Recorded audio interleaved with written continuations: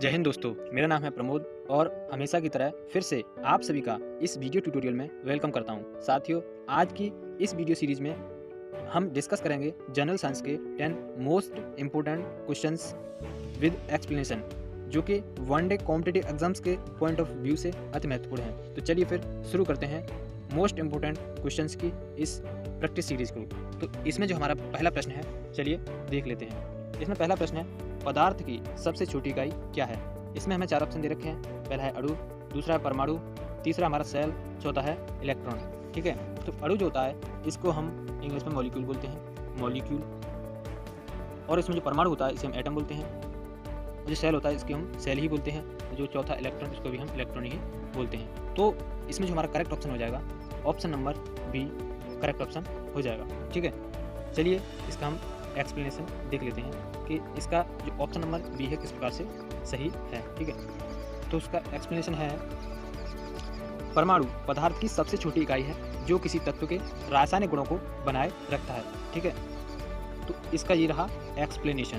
तो I hope ये प्रश्न आपको समझ में आ गया होगा।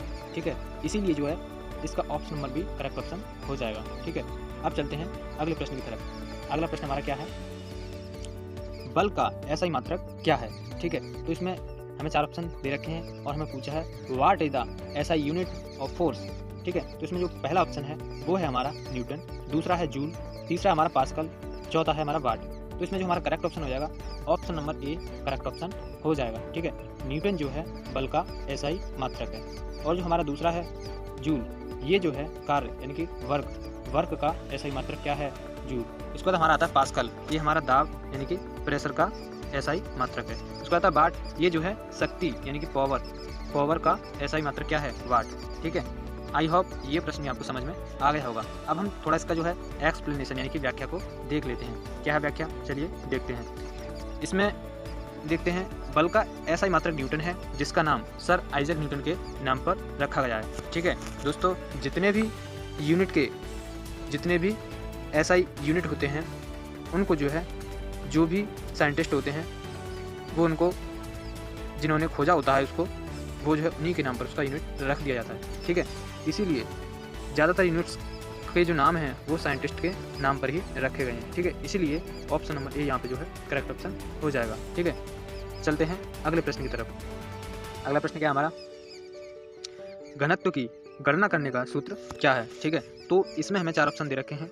घनत्व बराबर द्रव्यमान इंटू आयतन, घनत्व बराबर आयतन अपॉन द्रव्यमान, घनत्व बराबर द्रव्यमान अपॉन आयतन, और घनत्व इक्वल टू वजन अपॉन मात्रा। ठीक है, तो इसमें जो हमारा करेक्ट ऑप्शन हो जाएगा, option number C correct option हो जाएगा। ठीक है दोस्तों, बता दें घनत्व को हम रो से प्रदर्शित करते हैं। ठीक है, और द्रव्यमान को M upon V for volume, M for mass. ठीक है, तो यहाँ पर जो हमारा करेक्ट ऑप्शन हो जाएगा ऑप्शन नंबर सी, जिसे कि हम इस प्रकार से लिखते हैं, घनत्व बराबर द्रव्यमान अपॉन आयतन। चलिए इसका जो है थोड़ा एक्सप्लेनेशन देख लेते हैं। एक्सप्लेनेशन क्या है, एक्सप्लेनेशन में कहा गया है, घनत्व की गणना किसी वस्तु के द्रव्यमान को उसके आयतन से विभाजित करके ज्ञात की जाती है। ठीक है, तो आशा करते हैं ये प्रश्न भी आपको समझ में आ गया होगा, इसीलिए ये जो हमारा ऑप्शन सी है ये हमारा करेक्ट ऑप्शन हो जाएगा। ठीक है, याद रखिएगा दोस्तों, बहुत ही महत्वपूर्ण प्रश्न है। चलिए अगले प्रश्न की तरफ चलते हैं। ठीक है, अगला प्रश्न हमारा क्या है, अगला प्रश्न नंबर 5, हमारे सौर मंडल का कौन सा ग्रह अपने छल्लों के लिए जाना जाता है। छल्ले बोलते हैं रिंग्स। ऐसा कौन सा हमारा प्लेनेट है हमारे सोलर सिस्टम में जो कि रिंग्स के लिए जाना जाता है। तो इसमें हमें 4 ऑप्शन दे रखे हैं। पहला शुक्र, जिसे हम वीनस बोलते हैं, VENUS। उसके बाद मंगल, ठीक है, मंगल को हम मार्स बोलते हैं, मार्स। उसके बाद बृहस्पति को हम जुपिटर बोलते हैं, शनि को हम सैटर्न बोलते हैं, सैटर्न। ठीक है, तो इसमें जो है हमारा करेक्ट ऑप्शन हो जाएगा ऑप्शन नंबर डी, यानी कि शनि ग्रह जो है अपने छल्लों के लिए जाना जाता है। ठीक है, अब इसका जो है हम एक्सप्लेनेशन देख लेते हैं। ठीक है, एक्सप्लेनेशन में क्या कह रहे हैं, चलिए देखते हैं। इसमें कहा गया है, शनि बर्फ के कणों से बनी अपनी व्यापक वलय प्रणाली के लिए जाना जाता है। ठीक है, इसीलिए जो है ऑप्शन डी हमारा करेक्ट ऑप्शन हो जाएगा। ठीक है, आशा करते हैं ये प्रश्न भी आपको अच्छे से समझ में आ गया होगा। ठीक है, चलिए अगले प्रश्न की तरफ। ठीक है, बहुत ही आसान प्रश्न है दोस्तों। ऐसे ही प्रश्न जितने भी government competitive one day competitive exams होते हैं उनमें हर बार जो है रिपीट होते हैं, इसीलिए हमें इनका जो है रिवीजन करते रहना चाहिए। ठीक है, तो जो अगला प्रश्न है प्रश्न नंबर 5, चलिए देख लेते हैं। किस प्रकार के विद्युत चुम्बकीय विकिरण का तरंगदैर्घ्य सबसे कम होता है। ठीक है, तो इसमें हमें 4 ऑप्शन दे रखे हैं। ऑप्शन नंबर ए रेडियो तरंग है, ऑप्शन नंबर बी हमारा microwave, option number C x-ray, option number 4 है डी गामा किरण। ठीक है। तो इसमें जो हमारा करेक्ट ऑप्शन हो जाएगा option number D, gamma rays. Gamma rays की जो वेवलेंथ होती है वो जो है इन सभी वेव्स की कंपैरिजन में सबसे कम होती है, ठीक है। इसका जो हम एक्सप्लेनेशन देख लेते हैं। इसका एक्सप्लेनेशन है गामा किरणों में सभी विद्युत चुम्बकीय विकिरणों की तरंगदैर्घ्य सबसे कम होती है, ठीक है। आई होप ये प्रश्न भी आपको समझ में आ गया होगा, ठीक है। इसीलिए इसमें जो हमारा ऑप्शन नंबर डी है करेक्ट ऑप्शन हो जाएगा, ठीक है। चलते हैं अगले प्रश्न की तरफ। अगला प्रश्न क्या है हमारा? अगला प्रश्न है उस प्रक्रिया का क्या नाम है जिसके द्वारा प्रकाश किसी माध्यम से गुजरने पर मुड़ जाता है, ठीक है। यानी कि लाइट आती है और उससे टकराने के बाद बेंड हो जाती है, तो उस प्रोसेस को हम क्या बोलते हैं? इसमें हमें 4 ऑप्शन दे रखे हैं। पहला है परावर्तन, जिसे कि हम रिफ्लेक्शन बोलते हैं, रिफ्लेक्शन, ठीक है। उसके बाद दूसरा ऑप्शन है हमारा अपवर्तन, जिसे हम रिफ्रैक्शन बोलते हैं, रिफ्रैक्शन। उसके बाद तीसरा ऑप्शन है हमारा अवशोषण, जिसे कि हम एब्सॉर्प्शन बोलते हैं, एब्सॉर्प्शन, PTION। चौथा ऑप्शन हमारा प्रकीर्णन, जिसे स्कैटरिंग बोलते हैं, scattering, RING। Option number B correct option हो जाएगा। ऑप्शन नंबर बी अपवर्तन, जिसे बोलते हैं रिफ्रैक्शन, रिफ्रैक्शन, ठीक है। रिफ्रैक्शन जो इसमें जो है करेक्ट ऑप्शन हो जाएगा। चलिए इसका जो है हम एक्सप्लेनेशन देख लेते हैं। एक्सप्लेनेशन है अपवर्तन वह प्रक्रिया है जिसके द्वारा प्रकाश किसी माध्यम से गुजरने पर मुड़ जाता है, ठीक है।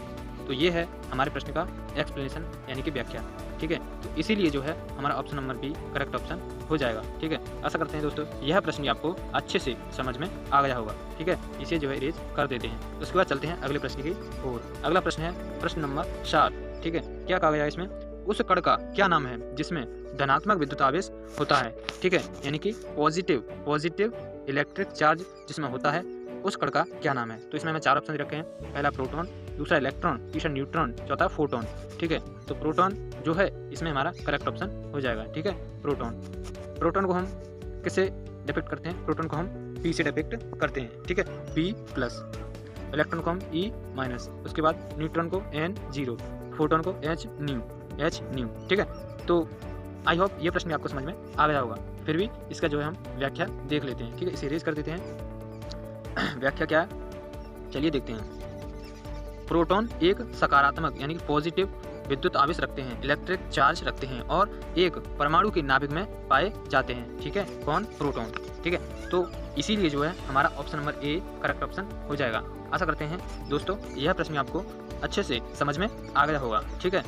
अब चलते हैं अगले प्रश्न की ओर, इसे इरेज कर देते हैं। अगला प्रश्न क्या हमारा चलिए देख लेते हैं। अगला प्रश्न है हमारा उस प्रक्रिया का क्या नाम है जिसके द्वारा एक तरल ठोस में बदल जाता है, ठीक है। तो इसके लिए हमें 4 ऑप्शन दे रखे हैं, चलिए देख लेते हैं। पहला ऑप्शन है पिघलना, दूसरा है ठंड, तीसरा है उच्च बनाने की क्रिया और चौथा हमारा वाष्पीकरण, ठीक है।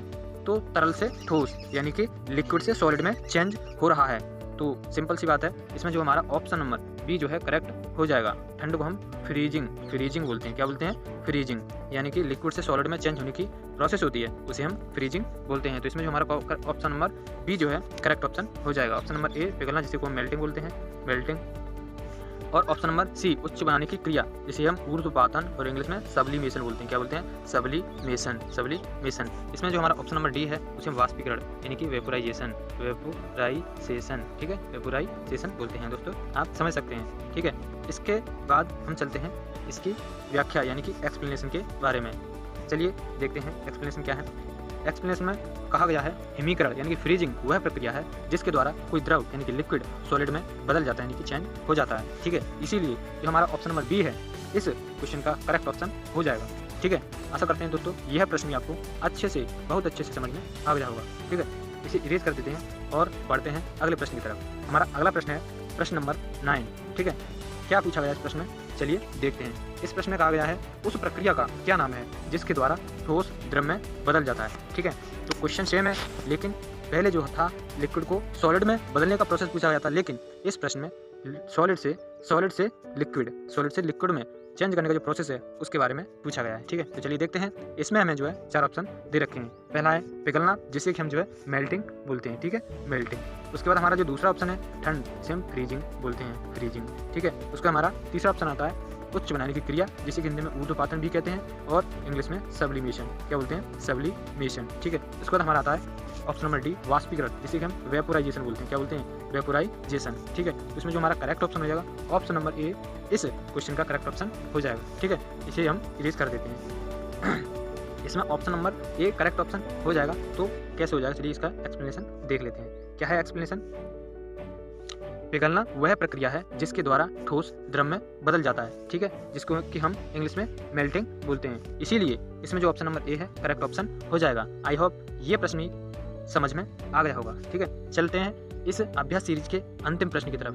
दोस्तों काफ़ी इंपॉर्टेंट प्रश्न है, वो क्या है चलिए देख लेते हैं। ठीक है, किसी वस्तु में उसकी स्थिति या आकार के कारण किस प्रकार की ऊर्जा संचित होती है? इसमें हमारा ऑप्शन नंबर ए है गतिज ऊर्जा, ऑप्शन नंबर बी है तापीय ऊर्जा, तीसरा है संभावित ऊर्जा और चौथा है हमारा विद्युत ऊर्जा। ठीक है, गतिज ऊर्जा को हम काइनेटिक एनर्जी बोलते हैं। क्या बोलते हैं? Kinetic energy. Kinetic energy. उसके बाद हमारा तापीय ऊर्जा को थर्मल एनर्जी बोलते हैं, थर्मल एनर्जी। ठीक है, उसका संभावित ऊर्जा इसको हम पोटेंशियल एनर्जी बोलते हैं, पोटेंशियल एनर्जी। ठीक है, उसका हमारा चौथा है विद्युत ऊर्जा, इसे हम इलेक्ट्रिक एनर्जी बोलते हैं, इलेक्ट्रिक एनर्जी, इलेक्ट्रिक एनर्जी। ठीक है, तो इसमें जो हमारा करेक्ट ऑप्शन हो जाएगा ऑप्शन नंबर सी इस क्वेश्चन का करेक्ट ऑप्शन हो जाएगा। ठीक है, इसे हम इरेज कर देते हैं। इसके बाद हम इसके एक्सप्लेनेशन की तरफ चलते हैं। क्या है एक्सप्लेनेशन, चलिए देख लेते हैं। किसी वस्तु में उसकी स्थिति या आकार के कारण स्थितिज ऊर्जा संचित होती है। ठीक है, इसीलिए जो है इसमें जो ऑप्शन नंबर सी है, जिसे कि हम पोटेंशियल एनर्जी के भी कहते हैं इंग्लिश में, तो इसमें option number C correct option हो जाएगा। दोस्तों ये थी हमारे 10 अति महत्वपूर्ण प्रश्नों की अभ्यास सीरीज, जो कि आपको जरूर पसंद आई होगी। यदि आपको ये सीरीज पसंद आई है तो प्लीज़ एक लाइक कर देना, अगर पसंद नहीं आई है तो डिसलाइक करना। वीडियो देखने के लिए आपका बहुत बहुत धन्यवाद। आपका दिन शुभ हो।